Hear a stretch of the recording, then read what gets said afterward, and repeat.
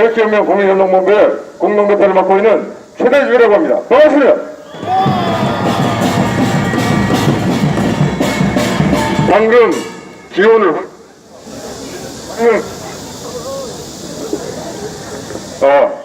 기온을 확인해 보니까 34.5도입니다. 그러나 실제로 도심에서 열섬 현상에 의해서 37도, 38도를 오르내리는 말 그대로 혹석입니다. 이 혹석의 날씨에 나라를 사랑하는 그 뜨거운 애국심으로 이 자리에 오늘 또 모여주신 우리 자유 애국 국민 여러분께 뜨거운 감사의 말씀을 올립니다. 감사합니다.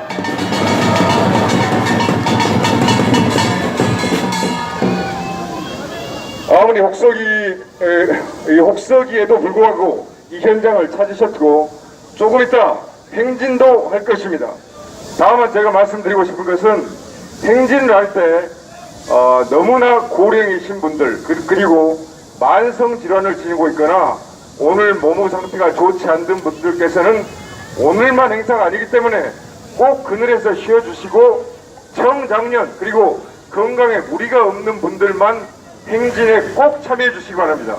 저는 경력 18년차 의사입니다. 임상에서 환자를 계속 보고 있는 사람입니다. 간곡하게 부탁의 말씀을 드리겠습니다. 예, 본론 두 가지 말씀드리겠습니다. 박근혜 대통령 재판에 관한 말씀을 드리겠습니다. 이번 주는 이재용 부회장의 재판이 있었는데 거기에서 이재용 부회장의 매우 중요한 증언이 있었습니다. 그것은 이재용 부회장이 박근혜 대통령을 재임 시에 독대했을 때 박근혜 대통령이 JTBC에 대해서 매우 강한 불만을 드러냈다는 증언입니다. 심지어 어떤 발언이 나왔는가? 박근혜 대통령이 JTBC는 이적단체다! 홍석천 회장 왜 그러는가? 이재용 회장에게 어머니 홍라 여사에게 어떻게 좀 관리 좀 하도록 해라! 저는 그 박근혜 대통령의 당시 발언을 들으면서 이 탄핵 사태 저희들이 계속 사기, 음모, 기획 탄핵이라고 주장을 하고 있는데 기획과 그 음모의 어떤 실체가 우리가 생각하는 것보다 훨씬 광범위하고 깊을 것이다. 그러한 순간적인 어떤 암시를 받았습니다. 우리는 이 탄핵 사태 지난 2016년 10월 중순부터 언론의 거짓, 조작, 허위 보도에 의해서 촉발된 이 부당한 탄핵 사태에 대해서 철저하게 진실을 파헤쳐야 합니다. 우리는 그 탄핵이 잘못됐다고 생각했기 때문에 작년 말부터 거리에 나와서 혹하는 광장에서 집회와 시위를 했고 이제는 9개월, 10개월 혹서거리에서 다시 집회와 시위를 하면서 탄핵의 부당성을 주장하고 있습니다. 도대체 이 탄핵을 주도한 주범, 종범들, 당신들 무슨 짓을 한 거야? 저는 반드시 그 진실을 알아야 되겠습니다. 이번 이재용 부회장의 증언은 매우 중요합니다. 당시에 벌써 박근혜 대통령이 JTBC를 이적단체라고 규정한 데에는 분명히 거기에 상응하는 확실한 이유가 있었을 것입니다. 따라서 저는 이 일은 사실은 정권을 만들고 정부 여당이었던 자유한국당이 해야 될 일입니다. 맞아요. 탄핵 진상규명위원회를 만들어서 3년의 기간이든 5년의 기간이든 거기에 어떤 기간을 두고 위원회를 만들어서 탄핵의 A부터 G까지 그 실체를, 그 진실을, 그 음모의 진실을 정확히 밝혀내는 작업을 해야 한다는 것입니다. 그러나 자유한국당 하지 않고 있습니다. 앞으로도 하지 않을 것 같습니다. 그래서 저는 우리 태극기혁명 국민운동본부 국본이 산하에 다음 주에 바로 탄핵 진상규명위원회를 만들도록 하겠습니다. 저희가 그 진상규명회의 위원장을 맡도록 하겠습니다. 활동 시한은 5년입니다. 왜 5년인가?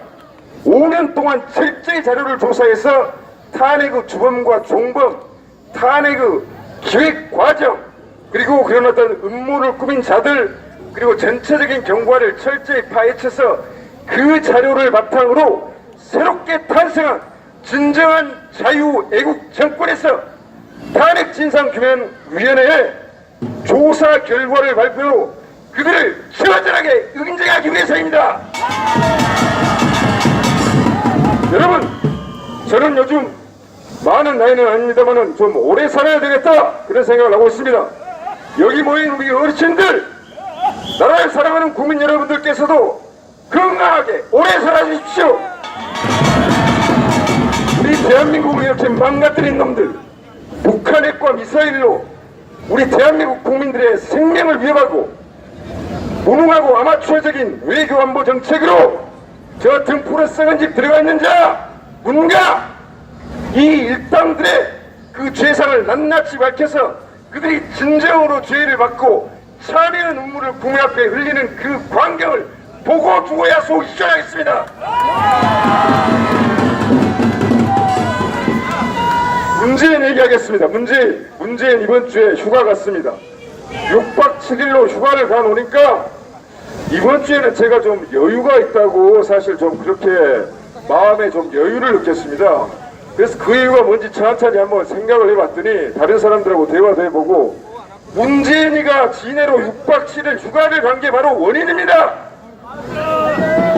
문재인 이 사람이 청와대 저기 들어가 있을 때 자기가 국가를 통치하고 경영한다고 하면서 날만 새면 계속 사고를 치고 있었기 때문에 그 사람이 신문, 언론, 방송에 나와서 하는 말들, 정책들, 국민들의 혈압을 올리고 국민들의 정신과 심리를 괴롭히는 하루하루 국민들에게 고통을 주는 자였습니다. 그자가 이 비상한 안보 위기에서 절대로 대통령을 지금 수행하고 있는 사람은 휴가를 떠나서는 안 되지만 무슨 이유에서인지 휴가를 떠났습니다. 근데 휴가를 떠나놓고 보니까 오히려 더 잘 된 것 같습니다. 그나마 이번 주는 나라의 어떤 정국이 약간 조금은 더 안정된 분위기였던 것 같습니다. 그런 말을 대화를 하다 보니까 어떤 분은 그러시더라고요. 그냥 아예 안 왔으면 좋겠다. 그냥 어디가 있는지 모르는지 평생 놀고 살고 여기 청와대 안 왔으면 좋겠다. 저도 솔직히 그런 심정입니다. 그런데 지금 우리 대한민국 한반도를 둘러싸고 있는 국제 외교 안보 환경은 참으로 심각합니다. 우리 대한민국의 존립과 우리 대한민국 국민들의 생명과 재산을 근본에서 위협하고 있을 만큼 심각한 외교 안보 위기입니다. 이번 주에 미국은 참으로 신속하고 기민하게 움직였습니다. 트럼프 대통령은 한 상원의원 린지 그레이엄 상원 의원의 말을 통해서 그 트럼프 대통령 발언이 나왔는데 북한과 전쟁도 하겠다. 전쟁이 벌어지면 그것은 미국 본토가 아닌 그곳이 될 것이다. 이런 말을 트럼프 대통령이 분명히 린지 그레이엄 상원 의원에게 했다라고 린지 그레이엄 상원 의원이 방송에서 그 말을 전했고 기자들이 백악관에 그 사실 조회를 요청했을 때 사실 확인을 요청했을 때 부인을 하지 않았습니다. 이 말은 무슨 말인가? 트럼프 대통령이 한반도에서의 전쟁을 중요한 선택지 중에 하나로 이미 간주해 두고 있다는 것입니다. 그리고 또 무슨 일을 했습니까? 트럼프 대통령이 하원과 상원의 압도적 지지로 빨리 통과된 북한, 중국, 이란 제재 법안에 서명했습니다. 북한에 상당한 타격이 될 것입니다. 그리고 미국으로서도 상당히 부담이 될 수밖에 없는 중국에 대한 경제 제재를 하겠다고 트럼프 대통령이 발언했고 즉시 착수를 했습니다. 그나마 그것이 어제 오늘 사이에 중국이 한 발 물러서면서 새로운 유엔 안보리 결의안을 내겠다, 거기에 합의하겠다, 중국이 그런 입장을 밝힘으로써 미국의 강력한 무역 제재 통상법 301조 발동을 피해 간 것입니다. 이만큼 지금 미국, 중국, 러시아, 일본 우리 대한민국만을 빼놓고는 아니죠. 사실 대한민국 우리 지금 국민들은 나라 걱정에 지금 잠을 못 이루고 있는 판국이기 때문에 문재인 일당만 빼놓고 나라의 사정이 이렇게 복잡하게 굴러가고 있습니다. 그렇지만 저는 현재 돌아가는 상황을 매우 낙관적으로 생각하고 있습니다. 문재인 일당이 외교 안보에 대한 아마추어 최고 무능을 보이면서 어떤 짓을 벌이든 간에 그 할 수 있는 한계가 제한되어 있습니다. 할 수 있는 일이 별로 없다는 것이죠. 그리고 일부 친정부적인 언론에서 계속해서 미국 정부 해외 외신을 왜곡해서 보도하고 일부 친북 좌파 세력들을 선동하는 그런 발언을 해대고 뭐 이런저런 민노총 뭐 해가지고 계속해서 불법적인 시위를 해대고 사회를 혼란시키고 있지만 결국 커다란 어떤 국제사회의 흐름은 북핵과 북미사일 김정은 체제를 인정할 수 없다는 방향으로 한 발 한 발 가고 있습니다. 결국 어떻게 되느냐, 쉽게 말해서 개인은 지져도 열차는 간다는 것입니다. 자, 우리가 문재인 정부의 외교 안보 정책의 이 무능함, 잘못된 점들을 끊임없이 비판하고 또 전국 조직화를 지금 진행하고 있는데 전국 조직화를 통해서 전국에서 우리의 목소리를 높이고 중요한 날에는 이렇게 거대한 8월 15일 앞으로 기다리고 있습니다. 거대한 집회 시위를 통해서 저 청와대 국민들의 함성의 고양고 목소리를 보내고 이런 일들을 계속하다 보면 분명히 북한 핵, 북한 미사일 그리고 김정은 포갑체제 그와 함께 운명을 같이 할 문재인 일당이 처절한 패배를 당하는 꼴을 머지않아 보게 될 것 같습니다. 그것이 국제사회에 거스를 수 없는 대세고 흐름입니다. 예, 오늘 말씀을 이만 마치도록 하겠습니다. 감사합니다. 네, 최대집 대표님께 뜨거운 박수 다시 한번 부탁드리겠습니다. 네, 잠시 쉬어가도록 하겠습니다. 하도록 해라! 저는 박근혜 대통령의 당시 발언을 들으면서 이 탄핵 사태, 저희들이 계속 사기, 음모, 기획 탄핵이라고 주장을 하고 있는데 기획과 그 음모의 어떤 실체가 우리가 생각하는 것보다 훨씬 광범위하고 깊을 것이다. 그러한 순간적인 어떤 암시를 받았습니다. 우리는 이 탄핵 사태, 지난 2016년 10월 중순부터 언론의 거짓, 조작, 허위 보도에 의해서 촉발된 이 부당한 탄핵 사태에 대해서 철저하게 진실을 파헤쳐야 합니다. 우리는 그 탄핵이 잘못됐다고 생각했기 때문에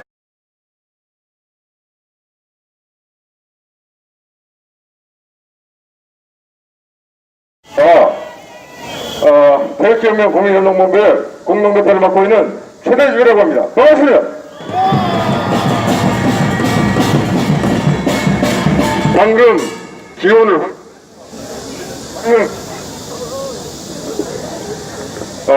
방금 기온을 확인해 보니까 34.5도입니다. 그러나 실제로 도심에서 열섬 현상에 의해서 37도, 38도를 오르내리는 말 그대로 혹석입니다. 이 혹석의 날씨에 나라를 사랑하는 그 뜨거운 애국심으로 이 자리에 오늘 또 모여주신 우리 자유, 애국, 국민 여러분께 뜨거운 감사의 말씀을 올립니다. 감사합니다.